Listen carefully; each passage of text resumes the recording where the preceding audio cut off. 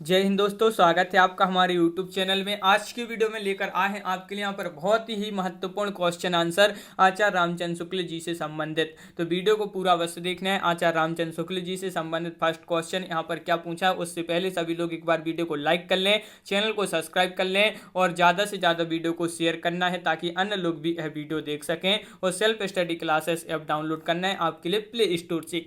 यहाँ पर आपके लिए हिंदी साहित्य का संपूर्ण कोर्स, हिंदी साहित्य की टेस्ट सीरीज और 2020 आपके लिए एक टेस्ट सीरीज होती है। 2020 टेस्ट सीरीज सप्ताह में 2 दिन जो फ्री होती है। और अभी यहाँ पर ऑफर चल रहा है, तो आप इस ऑफर का फायदा लें और अपनी तैयारी को मजबूत बनाएं सेल्फ स्टडी क्लासेस ऐप के माध्यम से। तो आज ही डाउनलोड कर लें प्ले स्टोर से। और यहाँ पर देख लेते हैं आचार्य रामचंद्र शुक्ल जी से फर्स्ट क्वेश्चन पूछा गया है कि आचार्य रामचंद्र शुक्ल जी का जन्म कब हुआ। तो बहुत ही महत्वपूर्ण क्वेश्चन पूछा है और आपका सही आंसर है विकल्प नंबर सी, यानी कि 1884 ईस्वी में। 1884 ईस्वी आपका बिल्कुल सही राइट आंसर होगा। हिंदी साहित्य के काल विभाजन में आदिकाल को वीर गाथा काल नाम किसने दिया था। ये महत्वपूर्ण क्वेश्चन है कि हिंदी साहित्य के काल विभाजन में आदिकाल को वीर गाथा काल जो नाम दिया था आचार्य रामचंद्र शुक्ल जी ने ही दिया था। इनमें से कौन सा कथन आचार्य रामचंद्र शुक्ल जी का नहीं है, तो नहीं बताना है आपके लिए कौन सा कथन नहीं है रामचंद्र शुक्ल जी का, बताइए।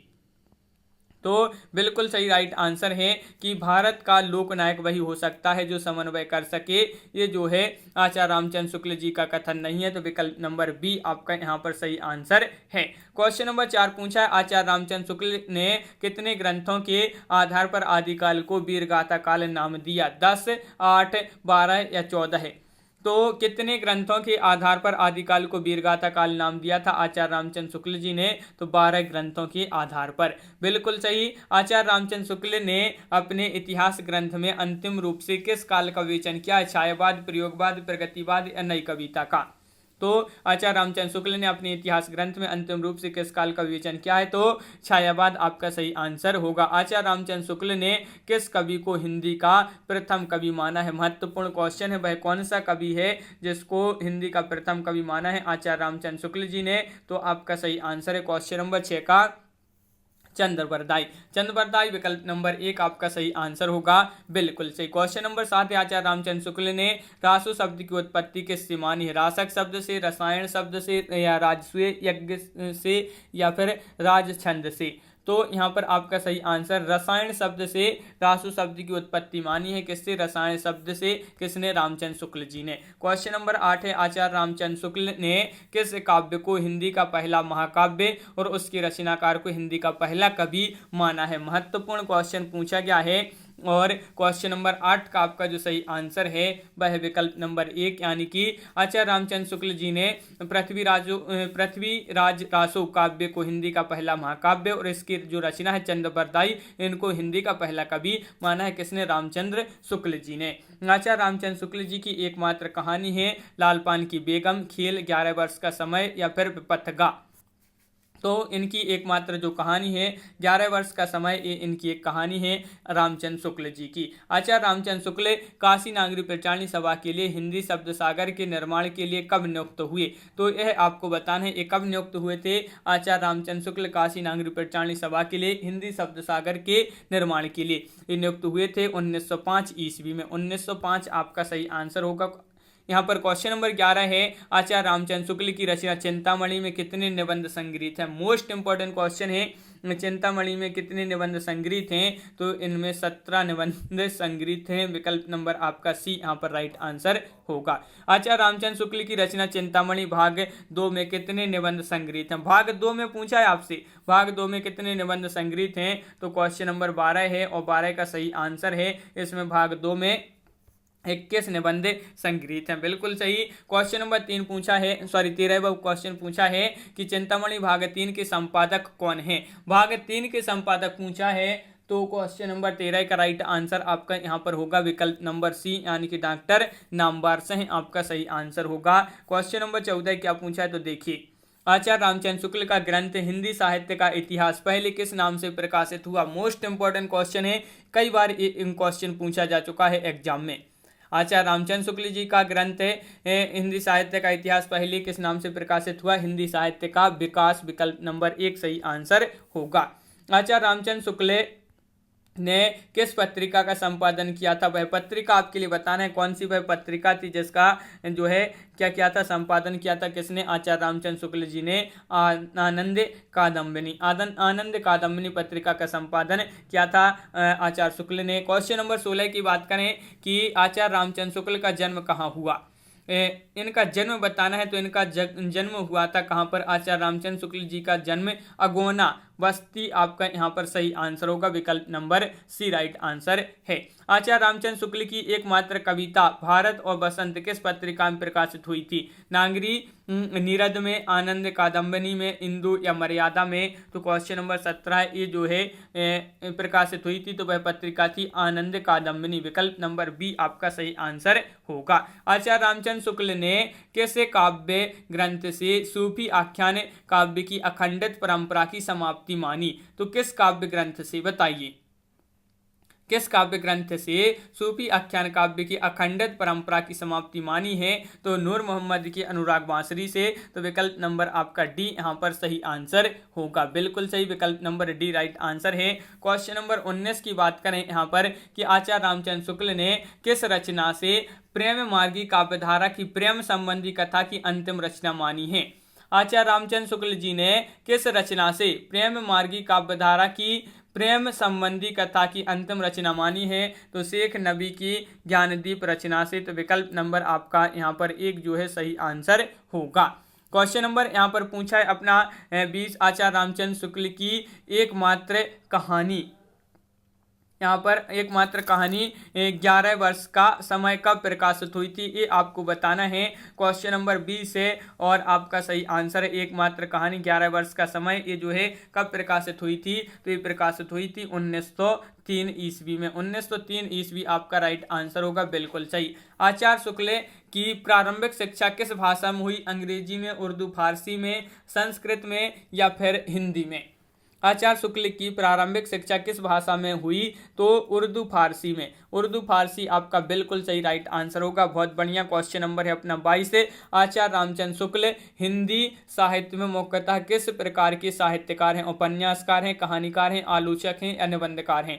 तो जो आचार्य रामचंद्र शुक्ल जी हैं ये आलोचक माने जाते हैं, तो विकल्प नंबर बी आपका यहाँ पर सही आंसर होगा, बिल्कुल सही, विकल्प नंबर बी राइट आंसर है। क्वेश्चन नंबर 23 पूछा है आचार्य रामचंद्र शुक्ल की जीवनी, आचार्य रामचंद्र शुक्ल जीवन एवं कृतित्व किसने लिखी थी। आचार्य रामचंद्र शुक्ल जी की जीवनी, आचार्य रामचंद्र शुक्ल जीवन एवं कृतित्व, ये जो है किसने लिखी थी, ये पूछा है। तो क्वेश्चन नंबर 23 का राइट आंसर है आपका सी, यानी कि चंद्रशेखर शुक्ल आपका राइट आंसर होगा। आचार्य रामचंद्र शुक्ल की जीवनी चिंतामणि चिंतक आचार्य रामचंद्र शुक्ल नाम से किसने लिखी। क्वेश्चन नंबर 24 है और 24 का सही आंसर है, इस नाम से जो जीवनी लिखी थी राजमल बोहरा आपका सही आंसर है, विकल्प नंबर एक आपका राइट आंसर होगा। आचार्य रामचंद्र शुक्ल ने हिंदी साहित्य का इतिहास कब लिखा, 1923 ईस्वी में, 1929, 1924, 1935 में। तो हिंदी साहित्य का इतिहास लिखा आचार्य रामचंद्र शुक्ल जी ने 1929 ईस्वी में, बिल्कुल सही, विकल्प नंबर बी होगा राइट आंसर। क्वेश्चन नंबर 26 की बात करें, आचार्य रामचंद्र शुक्ल की आलोचनात्मक रचना गोस्वामी तुलसीदास का रचना काल है, ये आपको बताना है। आचार्य रामचंद्र शुक्ल की आलोचनात्मक रचना है गोस्वामी तुलसीदास, और इसका जो रचना काल है वह क्या है, तो आपका राइट आंसर विकल्प नंबर एक यानी कि 1923 ईस्वी आपका सही आंसर होगा। क्वेश्चन नंबर 27 है कि आचार्य रामचंद्र शुक्ल ने जायसी ग्रंथावली का संपादन कब किया।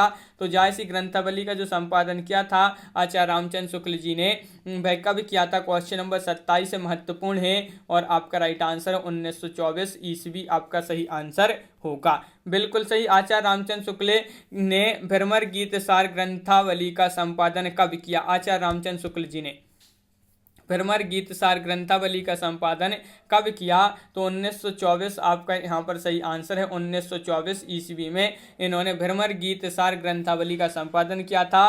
क्वेश्चन नंबर 29 की बात करें कि चिंतामणि भाग 1 का रचना काल क्या है। क्वेश्चन नंबर 29 है और 29 का आपका जो सही आंसर है, इसका रचना काल बताना है, तो बिल्कुल सही, दो विकल्प में से ही बता दीजिए। चिंतामणि भाग 1 का रचना काल बताना है, तो 1939 ईस्वी, बिल्कुल सही आंसर होगा 1939 ईस्वी।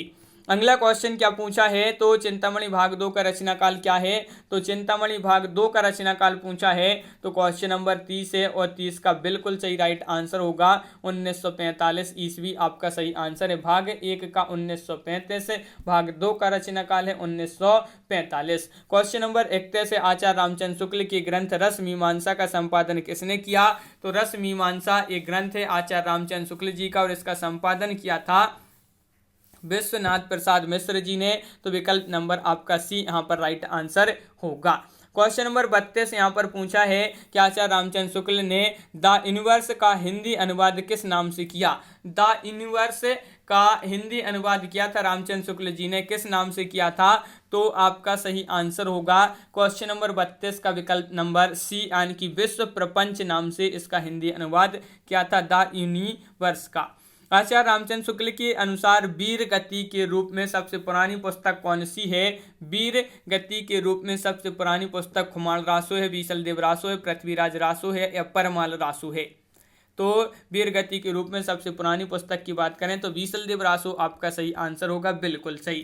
क्वेश्चन नंबर 34 क्या पूछा है कि आचार्य रामचंद्र शुक्ल ने किस रासो के लिए कहा है कि यह घटनात्मक काव्य नहीं है वर्णनात्मक है, तो वह कौन सा रासो ग्रंथ है, किस रासो के लिए कहा है कि यह घटनात्मक काव्य नहीं है यह वर्णनात्मक है, तो यह काव्य बीसलदेव रासो को कहा है किसने, आचार्य रामचंद्र शुक्ल जी ने, कि यह घटनात्मक काव्य नहीं है वर्णनात्मक है। क्वेश्चन नंबर 35 से आचार्य रामचंद्र शुक्ल जी के बारे में कहा था कि जो है किन के बारे, आचार्य रामचंद्र शुक्ल जी ने किन के बारे में कहा था कि इनकी भाषा ललित एवं सानुप्रास होती थी, ये आपको बताना है किन के बारे में कहा था रामचंद्र शुक्ल जी ने, तो 35 का सही आंसर है, यह कहा था इन्होंने चिंतामणि के बारे में, विकल्प नंबर 1 सही आंसर होगा। क्वेश्चन नंबर 36 पूछा कि आचार्य रामचंद्र शुक्ल ने किन के बारे में कहा है कि इनका एक एक दोहा साहित्य का एक एक रत्न माना जाता। Most important question, Vrinde, Bihari, Girdhar, कबीराय या बनवारी, तो किन के बारे में कहा था आचार्य शुक्ल जी ने कि इनका एक एक दोहा साहित्य का एक एक रत्न माना जाता है, तो बिहारी जी के बारे में कहा था, तो विकल्प नंबर बी आपका यहाँ पर सही आंसर होगा। आचार्य रामचंद्र शुक्ल जी ने किन के बारे में कहा है कि इनका सच्चा कवि हृदय था, ये आपको बताना है आचार्य रामचंद्र शुक्ल जी ने किन के बारे में कहा है कि इनका सच्चा कवि हृदय था। चिंतामणि, पद्माकर, केशवदास या मतीराम के बारे में कहा है, तो यह कहा है किसके बारे में, मतीराम, विकल्प नंबर डी राइट आंसर होगा। आचार्य शुक्ल ने किन के बारे में कहा है कि इनके वीर रस के उद्गार सारी जनता के हृदय की संपत्ति हुए, तो किसके बारे में कहा है आचार्य रामचंद्र शुक्ल जी ने कि इनके वीर रस के उद्गार सारी जनता के हृदय की संपत्ति हुए, तो यहाँ पर आपके 4 विकल्प दिए गए हैं, भूषण, पद्माकर, मतीराम या फिर अगला विकल्प है सेनापति, तो यह कहा है किसके बारे में, भूषण जी के बारे में, तो विकल्प नंबर 1 सही आंसर है, बिल्कुल सही, बहुत बढ़िया। अगला क्वेश्चन पूछा है आचार्य शुक्ल ने किस कवि को हिंदू जाति का प्रतिनिधि कवि कहा है, हिंदू जाति का प्रतिनिधि कवि कहा है भूषण को, मतीराम को, पद्माकर को, सेनापति को, तो आचार्य शुक्ल ने कहा है भूषण को, तो विकल्प नंबर ए आपका यहाँ पर सही आंसर है। आचार्य रामचंद्र शुक्ल जी ने किस कवि के बारे में कहा है कि छंद शास्त्र का इनका सा विशद निरूपण और किसी कवि ने नहीं किया है, तो किस के बारे में कहा है आचार्य रामचंद्र शुक्ल जी ने, भिखारीदास, सुखदेव मिश्र या कविदेव या श्रीपति, ये आपके 4 विकल्प हैं।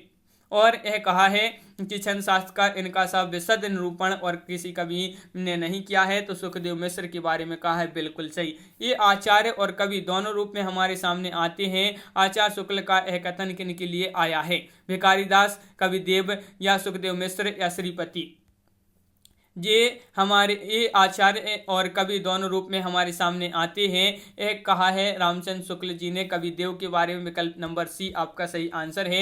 यह आचार्य रामचंद्र शुक्ल ने यह किन के बारे में कहा है कि रीतिकाल के कवियों में ये बड़े ही प्रगल्भ और प्रतिभा संपन्न कवि थे, इसमें कोई संदेह नहीं है। यह कहा है आचार्य रामचंद्र शुक्ल जी ने किसके बारे में, भिखारीदास, कविदेव, सुखदेव मिश्र या श्रीपति, तो यह कहा है किसके बारे में, कविदेव के बारे में, तो विकल्प नंबर सी आपका यहाँ पर सही आंसर होगा। आचार्य शुक्ल ने इनके बारे में कहा है कि ऐसा सर्वप्रिय कवि इस काल के भीतर बिहारी को छोड़ कोई दूसरा नहीं हुआ है। इनकी रचना की रमणीयता ही इस सर्वप्रियता का एकमात्र कारण है। ये आपको बताना है किसके बारे में कहा है कि ऐसा सर्वप्रिय कवि इस काल के भीतर बिहारी को छोड़ कोई नहीं हुआ है। इनकी रचना की रमणीयता ही इस सर्वप्रियता का एकमात्र कारण है। तो पद्माकर के लिए कहा है। महत्वपूर्ण क्वेश्चन पूछा गया है, तो पद्माकर आपका विकल्प नंबर सी यहाँ पर सही आंसर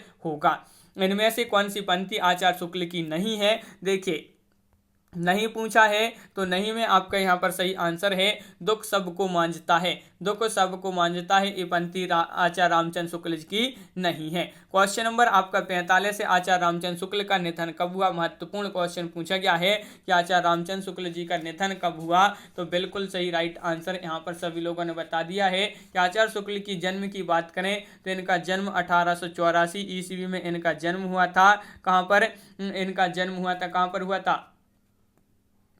सभी लोग बताएंगे कमेंट में इनका जन्म कहाँ पर हुआ था। और इनकी जो मृत्यु है 1941 ईस्वी में इनकी जो है मृत्यु निधन हुआ था। कब हुआ था? 1941 में। तो इस प्रकार अपना यहाँ पर बहुत ही महत्वपूर्ण क्वेश्चन देखिए अपन ने आचार्य रामचंद्र शुक्ल जी से संबंधित। कैसा लगा ये वीडियो कमेंट में जरूर बताएं और वीडियो को लाइक अवश्य कर लें और चैनल को सब्सक्राइब अवश्य करें, क्योंकि इसी तरह के बहुत सारे वीडियो आने वाले हैं। और self study classes app download करना है आपके लिए। यहाँ पर आपके लिए हिंदी साहित्य का संपूर्ण कोर्स उपलब्ध है, हिंदी साहित्य की टेस्ट सीरीज उपलब्ध है और यहाँ पर अभी ऑफर भी चल रहा है, तो इस ऑफर का लाभ लें। और सप्ताह में 2 दिन आपके यहाँ पर 2020 test series free test series होती है, तो इस टेस्ट सीरीज से भी आपके लिए जुड़ना है। आपको तो प्ले स्टोर से self study classes app download करना है और यहाँ पर अपनी तैयारी में लग जाना है। तो इस प्रकार आज की वीडियो में बस इतना ही। सभी के लिए बहुत बहुत धन्यवाद। जय हिंद।